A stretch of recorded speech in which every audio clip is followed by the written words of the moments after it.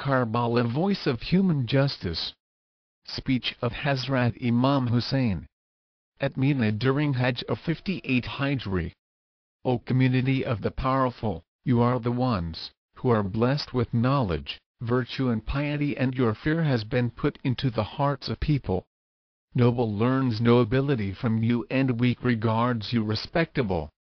Those who are equal in status to you, and you do not have any authority over them, also consider you above their position. You can help and support the people in matters where they become disappointed. You tread on the earth with the magnificence of the kings and esteem of the sages. You have been bestowed with this respect and grandeur because you are expected to raise voice of truth in the way of Allah. So be prepared for the support of true religion, although you ignore the reality and do not perform much of your rightful duties. You have belittled the rights of Ali Rasul and have completely placed the rights of the weak and the destitute into oblivion. You worry for the attainment of your rights alone. Neither you have spent money in the way of Allah nor have you endangered your life for Him. You have not even shown disdain to tyrants and usurpers of people's rights who indulge in vices publicly, and yet you desire for heaven. You wish to stay there with prophets and expect impunity from God's punishment. For the exclusive respect and status that you enjoy, I fear lest God should inflict punishment upon you, as you are the people well aware of the pivotal position of social justice in human society. Although due to the grace of Almighty you are respectable among people, but you have scant regard for those who fear God and are close to Him and His Prophet. Don't you see that the blind, deaf and poor peasants have been reduced into waifs and strays, and you are unmindful and unsympathetic? Your conduct is not befitting your authority, nor do you value someone who responds to the call of duty towards the oppressed. Owing to your laxity, you cooperate with the tyrants and lead your life in an indifferent manner. Allah the Great has enjoined upon you to avoid wrongs and guide the people as well. But you are oblivious of this divine command. This is also very alarming, that you have failed to extend due respect to the scholars. I wish you had made some efforts in that regard.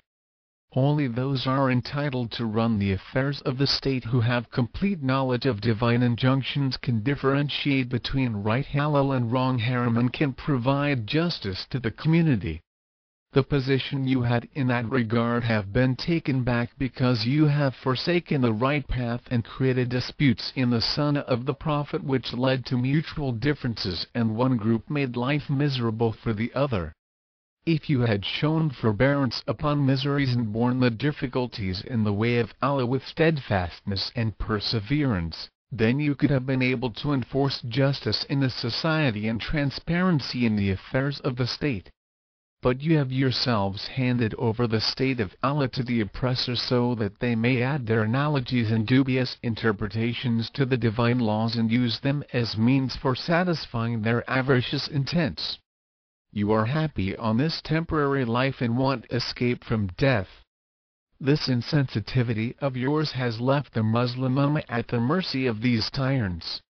You have empowered the tyrants upon weak, and they have turned the majority into slaves, with lots of people losing their life as well.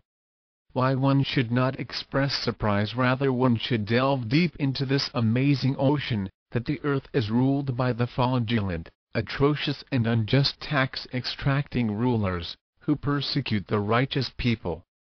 Lord of the universe is witness to it that even in these circumstances we are struggling for the cause of the oppressed, and He on the day of judgment would do the justice among us as promised.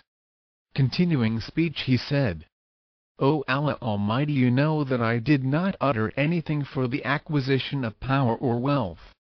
Nor I meant to engage into vanity or self-exaltation.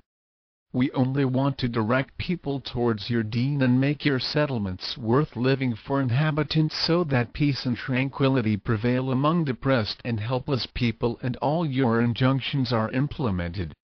After that he addressed to the people, O people, if you did not support us, and despite being aware of our lineage did not do justice to our rights, then tyrant and cruel rulers would be imposed upon you forever, who would extinguish the candle of Deen-e-Mubin lit up by the Holy Prophet, peace be upon